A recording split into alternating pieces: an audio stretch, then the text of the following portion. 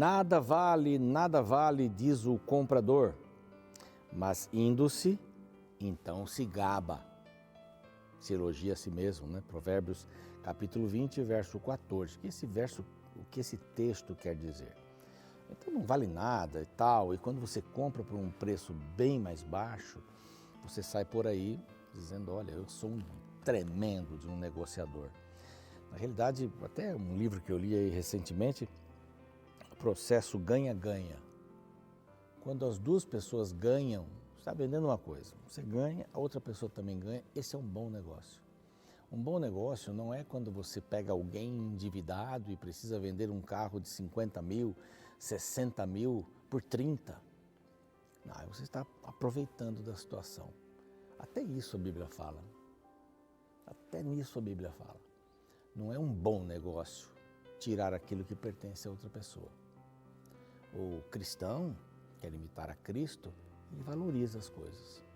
Lógico, se eu posso ter um desconto aqui, chegar num ponto, a pessoa não vai ficar chateada, nem eu vou ficar sem dinheiro e tal, ótimo, é por aí, ganha, os dois ganham. Essa é a palavra de Deus, fala sobre tudo. E este é o programa Reavivados por Sua Palavra, aqui da TV Novo Tempo. A gente tem um capítulo a cada dia para estudar com você. Lógico que não é um curso teológico isso, mas como a gente aprende a palavra. Eu aprendo muito preparando os temas aqui. Aprendo demais. Eu puxava tudo para o Novo Testamento. Tudo que eu podia puxar para o Novo Testamento, eu puxava. Eu estava deixando o Antigo um pouco de lado. Mas aqui eu tenho que preparar muita coisa do Antigo e eu estou encantado. Lógico que tem alguns capítulos muito difíceis para o programa. Mas o contexto da Bíblia, as histórias do Antigo Testamento, a estrutura do Antigo Testamento é maravilhosa. E eu agradeço a Deus por estar participando e aprendendo aqui com você todos os dias. Na TV às 6 da manhã e às 3 depois na repetição do dia seguinte, não é? No YouTube a gente está lá com toda a Bíblia gravada.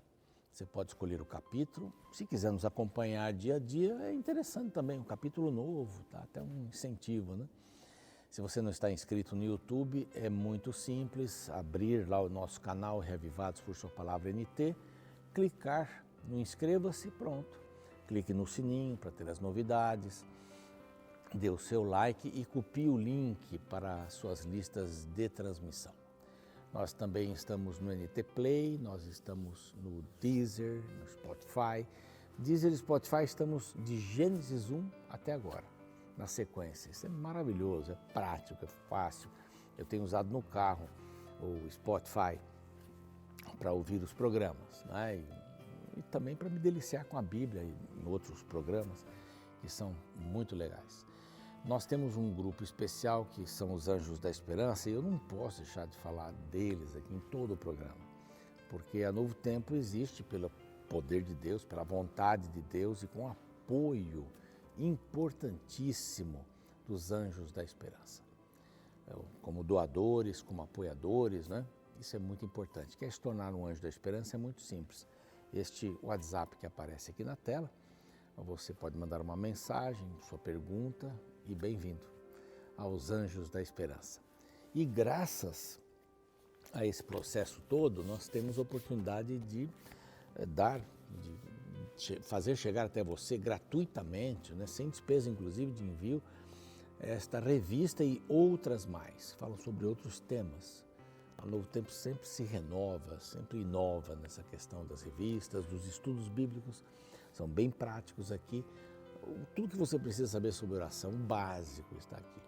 Basta escrever para este outro WhatsApp e dizer eu quero a revista da oração. Pronto, está aqui para você poder estudar aí nos seus momentos de meditação. E enquanto você espera a revista, é muito simples, você pedir o curso bíblico pelo WhatsApp, lá no WhatsApp mesmo. O número está aqui, Carry Code é outro número. Você faz o pedido lá, escreve, eu quero receber o curso bíblico pelo WhatsApp, o curso Vida Espiritual, e na hora, você começa na hora estudando até chegar o curso pelo correio, tá bom? Nós vamos para um rápido intervalo, na volta vamos estudar o capítulo 10 do segundo livro dos Reis. Não sai daí, a gente volta em instantes.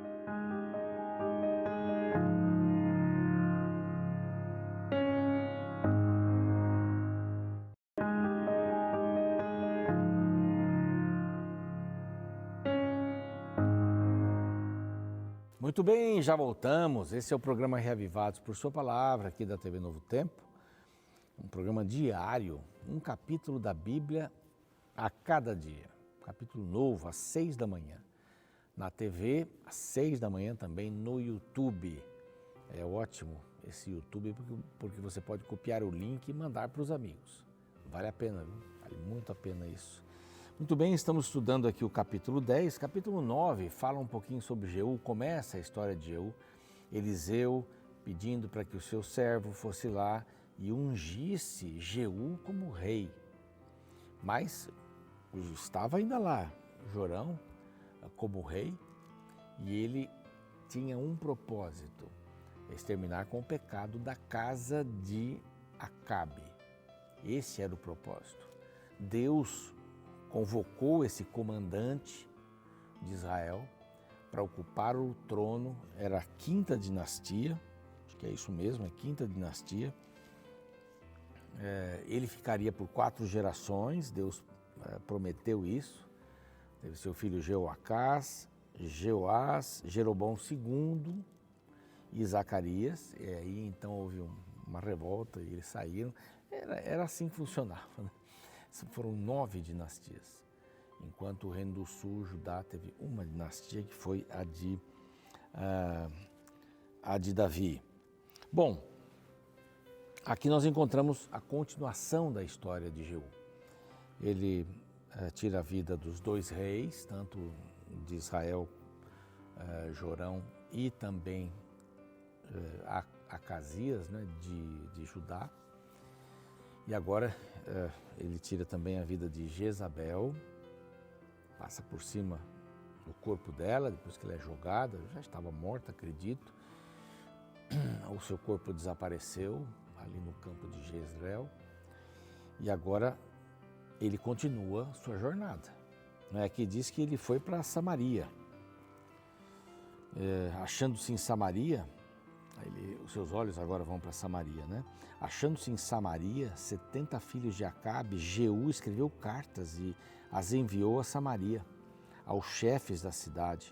Verso 1, aos anciãos, aos tutores, ele vai na realidade para Samaria depois, dizendo: logo em chegando a vós outros esta carta, pois estão convosco os filhos do vosso Senhor, como também os caros cavalos, cidade fortalecida, armas tal, escolhei o melhor e mais capaz dos filhos do vosso Senhor, ponde-os sobre o trono do seu pai e pelejai pela casa do vosso Deus. Porém, eles temeram em fazer isso. Foi uma ordem assim bastante estranha, né? Eles temeram fazer isso, porque ele já tinha sido ungido rei.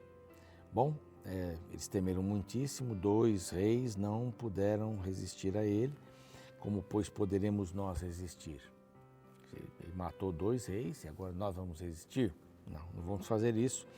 Então, na realidade, ele foi considerado rei naquela cidade, foi recebido, foi aceito como rei de Israel, não é? Bom, esses filhos todos depois foram mortos.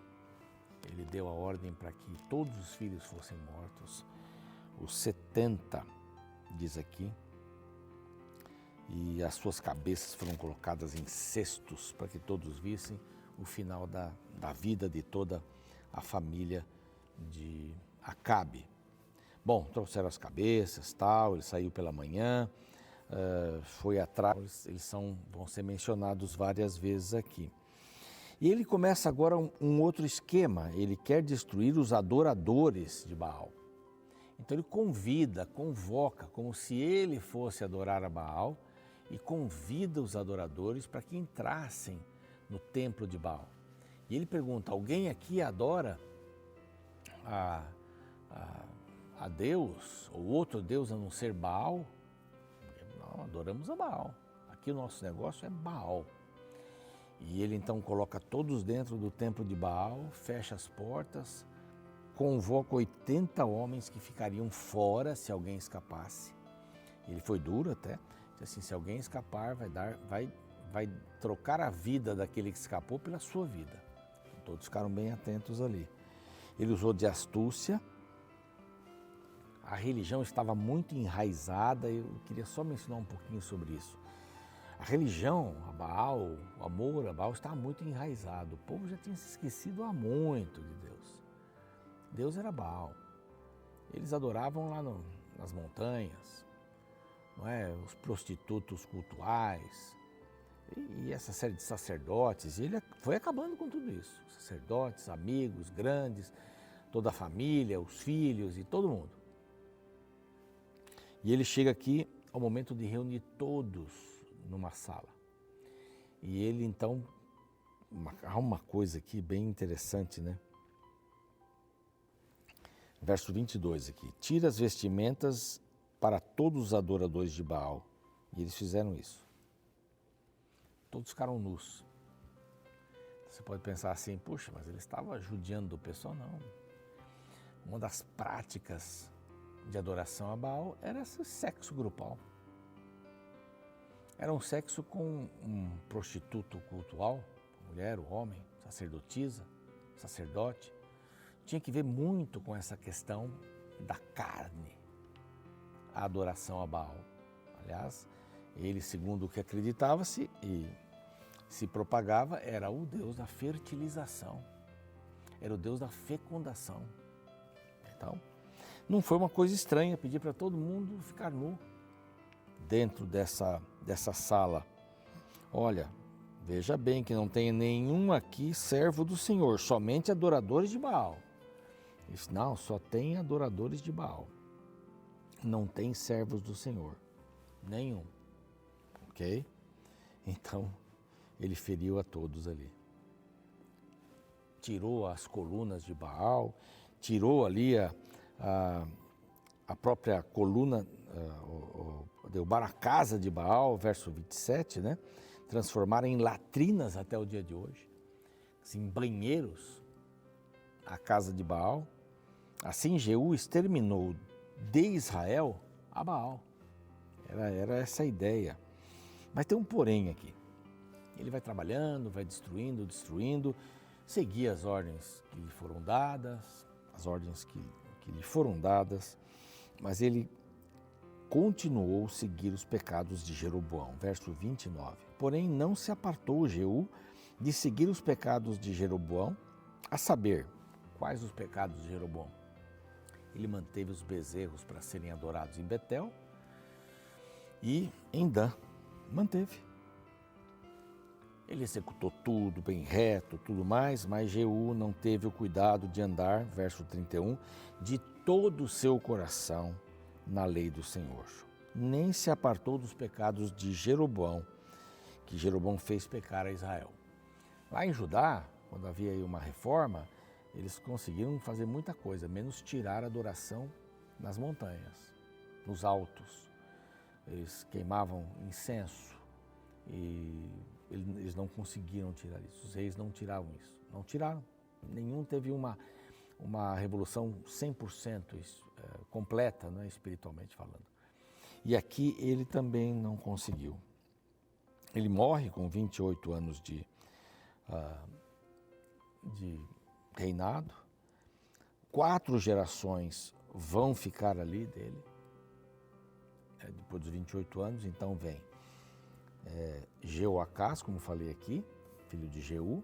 Ele somente procurou a Deus quando ele estava em perigo.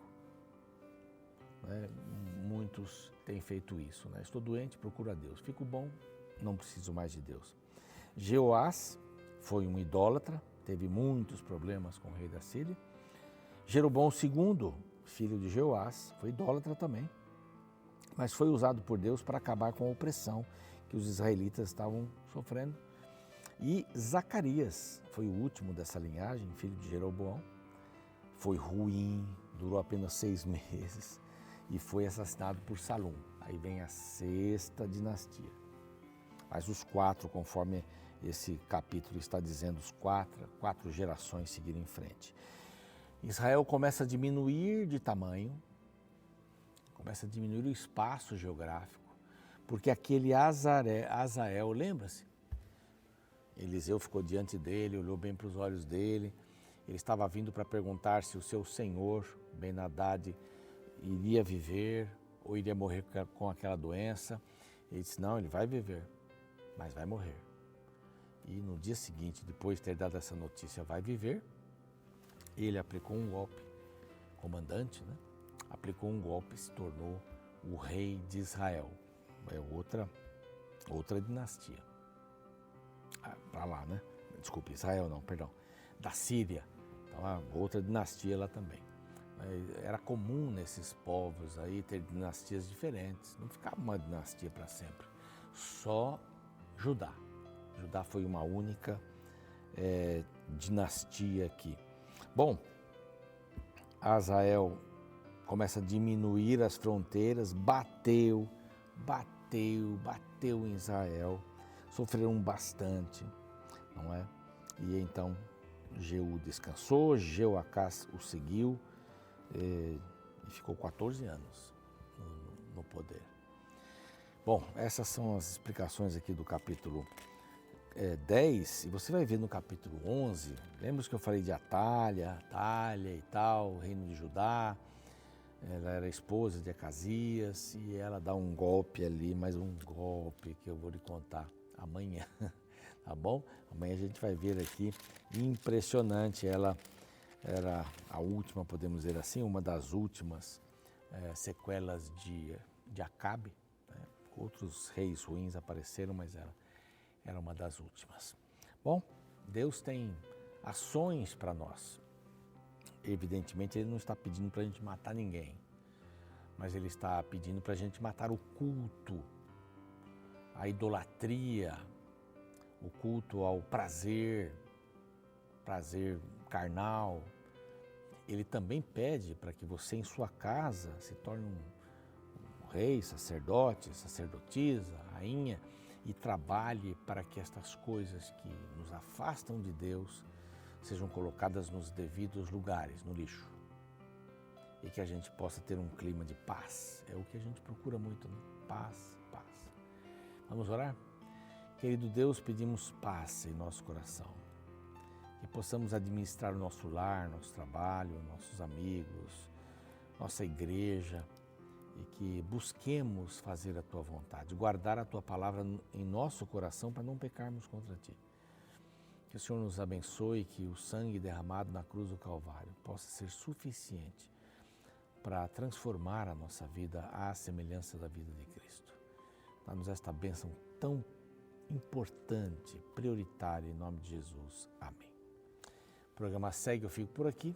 Amanhã a gente se vê com o capítulo 11, hein? Atália, a mãe de Acasias, na realidade é a mãe, né? Eu falei esposa, a mãe de Acasias. Sangue de Acabe aí. Amanhã a gente vai ver. Um abraço.